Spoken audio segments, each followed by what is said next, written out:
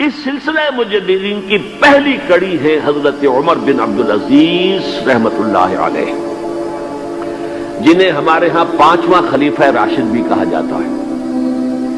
ولادت سن 61 ہجری کی ہے، انتقال ٹھیک 40 برس کی عمر میں 101 ہجری میں ہو گیا۔ خلافت صرف 2 سال حضرت ابوبکر کی طرح، سن 99 ہجری سے 101 ہجری ہے۔ یہ مروان بن حکم کے پوتے تھے، لیکن ان کی والدہ حضرت عمر کی پوتی تھی۔ یہ جو امتزاج ہوا ہے، یہ جو حضرت عمر فاروق رضی اللہ تعالیٰ عنہ کا خون ان کی رگوں میں پہنچا ہے، اب وہ بڑا مشہور واقعہ ہے، دلچسپ واقعہ ہے کہ حضرت عمر ایک روز اپنی رات کی گشت پر تھے، جو آپ خبر گیری کے لیے رات کو سفر کرتے تھے شہر کے اندر، تو آپ نے دیکھا small hours of the morning, صبح کا فجر سے کچھ وقت پہلے کا وقت ہوگا، ایک گھر میں سے آواز آ رہی ہے ماں بیٹی کی گفتگو کی۔ ماں نے کہا بیٹی بکریوں کا دودھ نکال لیا، دوہ لیا؟ کہ ہاں امی۔ اچھا اس میں کچھ پانی ملا دو۔ میں نے کہا امی آپ نے سنا نہیں، خلیفہ نے منادی کرائی تھی کہ دودھ میں پانی ملانا غلط ہے، ہرگز کوئی پانی نہ ملایا جائے۔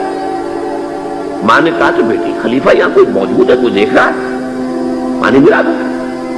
بیٹے نے کہا کہ امی خلیفہ نہیں ہے، اللہ تو موجود ہے، اللہ تو دیکھ رہا ہے۔ حضرت عمر نے وہ بات سن لی، اس گھر کو آپ نے تاک لیا اور جا کے اپنے بیٹے عاصم سے کہا کہ وہاں رشتہ کر لو۔ وہ ہے لڑکی پھر جس کے نسل سے یہ حضرت عمر بن عبدالعزیز یہ پیدا، اور جو 8واں خلیفہ تھا بنو امیہ کا سلیمان، اس کی وصیت کے مطابق یہ خلافت ان کو ملی تھی۔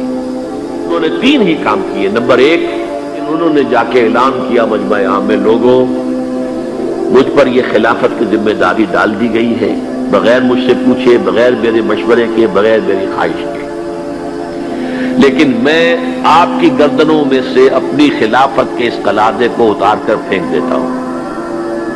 آپ جسے چاہیں اپنی آزاد مرضی سے مشورے سے خلیفہ بنائیں۔ یہ پہلی اصلاح تھی، موروثیت ختم، نامزدگی ختم۔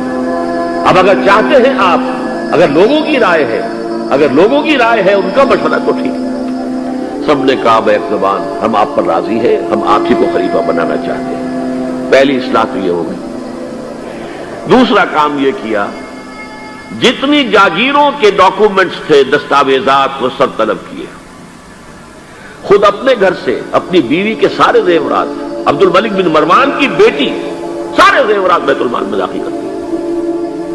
نمبر 3، واقعہ یہ ہے کہ خود اپنی زندگی کے اندر جو اسرت اور جو تنگ دستی اور جو سادگی اختیار کی ہے، میں سمجھتا ہوں غالباً اس میں وہ حضرت ابوبکر، حضرت عمر کو بھی مات دے گئے ہیں رضی اللہ تعالیٰ۔